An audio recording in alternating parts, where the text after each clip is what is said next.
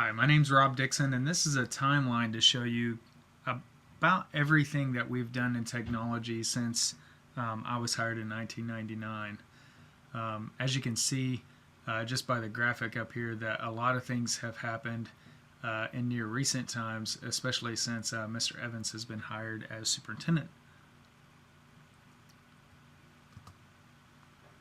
Initially, whenever I was hired, we added WAN connectivity between the buildings. There had not been any kind of connectivity between the buildings. We had dial-up internet access, and email was just only into the building itself.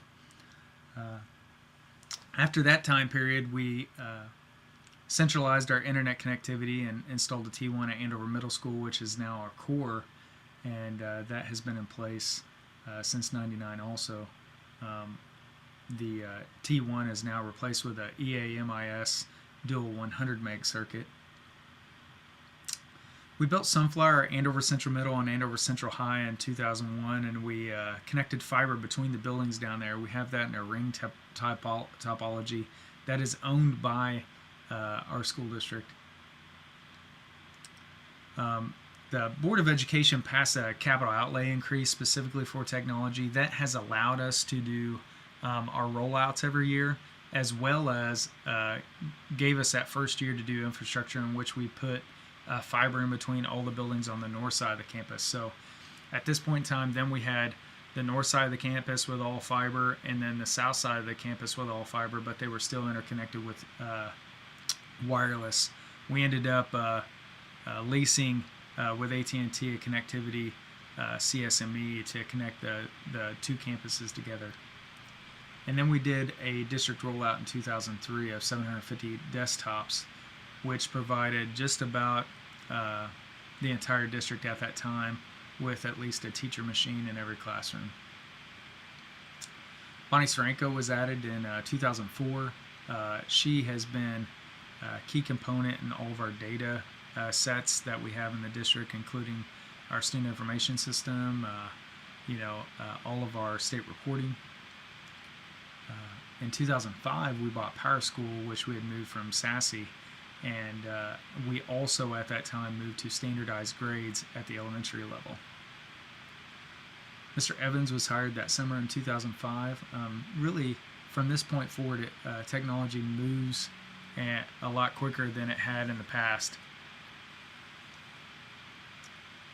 In 2006, we implemented School Interoperability Framework, which allowed us to move information in between all of our data sets. It allowed us to allowed data to be more fluid, and it also allowed, just that problem with dual data entry, the people-person problem. So, it's allowed us to interconnect a lot of different data sets together, including, everything that you see there. We added 2 computer techs in 2006. Previously, there were only 3 people in our whole tech department. And in 2006, we added 2 computer techs, which was critical. We were losing a lot of we had teachers in the buildings that kind of helped out, but we were losing those quickly because the class size is getting bigger. Started instructional technology in November 2006. We hired Shannon Fisher. She had worked at Martin Elementary, and she was a pivotal role in starting instructional technology in Andover schools. We did one of our computer rollouts at Andover Central High and Martin. That had been HP computers. We've since moved away and moved more to Dell as a primary use of our laptop initiatives. And in 2007, this was a big initiative that we did. We put Prometheans 100% in K5. Since then, we've moved mostly to a smartboard or Promethean board in almost every classroom in the entire district. Board of Education passes the AT&T lease. This was a big lease, about $1.5 million. It replaced our entire infrastructure. Everything that you see today that is on our network is enabled because we did this, and it allowed us to do so many growth projects that you'll see in the future, and none of those would have been able to happen without this. It includes 900 voice over IP phones, our district-wide unified wireless, We have our video VSOM, so physical security runs across it also. And so there are so many key components to that currently. And we've even enhanced our phone system with single wire since then too. We reopened Martin Elementary and added another couple hundred machines there. We've since rolled out another rollout to that building also since then. Miss Mokorowski added, this was an amazing feat. We stole her from Renwick, and she was awesome at that time. When we added her at this point was when we started seeing a lot of success in our district with training staff, enabling teachers to utilize technology in the classroom. We did another rollout with Wheatland and Prairie Creek at that time. Each elementary school has about 150 machines. This was really probably one of the great moments, winning the first time we had applied for the Digital District Award and getting first place in medium-sized school district in the United States. So I went to Seattle for that award. AMS and Sunflower computer rollout. It's when we started, doing a lot heavier laptop initiatives. Still had some desktops in there, but when we moved to this Meadowlark rollout in 2009, this was the first all laptop deployment that we did, and since then have done nothing but all laptop deployments. In 2009, we moved to Google Apps for Education, moving all of our email into the cloud. This is probably one of our biggest cost efficiencies that we've done, and just an efficiency staff-wise, because we've not added very many staff at all in that time frame. So only took us about 4 months to get all that migrated over. We did a dual mail delivery, and it all worked out really well. Pretty excited about the new website changes that happened in 2010. Miss Couture and I had found a website from Clark County Schools, which is in Las Vegas, and loved their template, and we were the ones that actually helped create this template for SOX, and it today is their best-selling template that they have.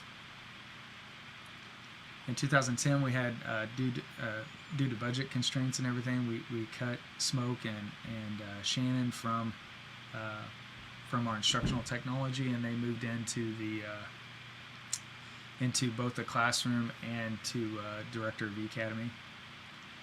AHS and Cottonwood computer rollout. This is the first time we started rolling out Windows 7 devices. 2010, we got 6th place in the Digital District Award. This was a great feat. It's in Phoenix. Just amazing to win it 2 times in a row. We migrated from eDirectory to Active Directory, which put us into a pure Microsoft environment, which has been probably one of our better choices that we've done in the past. Andover Central High and Prairie Creek rollout. It's a lot more laptops. This was our first time that we had initiated our new Dell case initiative, which allows us to image. It's another efficiency that we have. We wrote a case study for them, and they gave us that $50,000 appliance for free. We installed Cisco Video Surveillance in July of 2011. This was about 230 high-definition IP-based cameras deployed. It uses a lot of video storage with it being high definition, but as you can see, we get a lot of use out of it. We installed the vBlock. This is first in K-12 in the United States. It was a rip and replace of our data center, and if we hadn't have done this, we would have had to have built a new data center. And so this is a critical piece for us. Everything that we've done since then and been able to offer services wise is because we moved to this vBlock. And at the end of this school year, it will have been up 2 full school years without any downtime at all.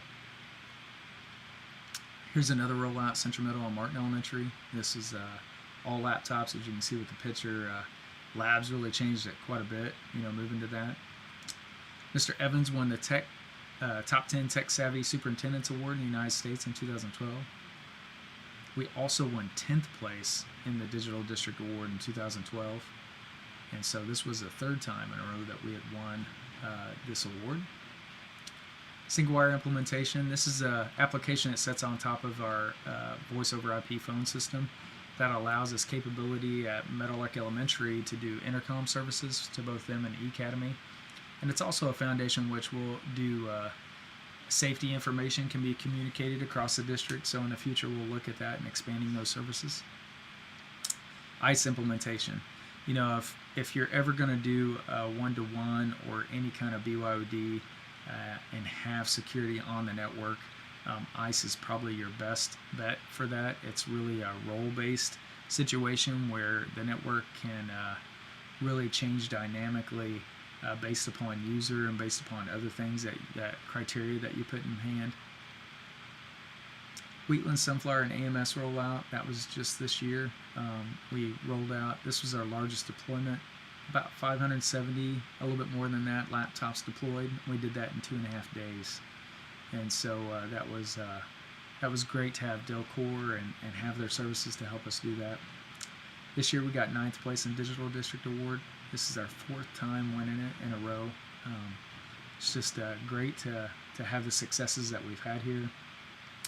And because of the LOB being passed this last year, we have a reassignment of Smoke back from teaching in the classroom, and also her winning Kansas Teacher of the Year is amazing. First time we've had a Kansas Teacher of the Year winner, and so it's a great thing to have her helping teachers to put technology in the classroom and teaching them to do blended learning and some other aspects that we're going to do next year.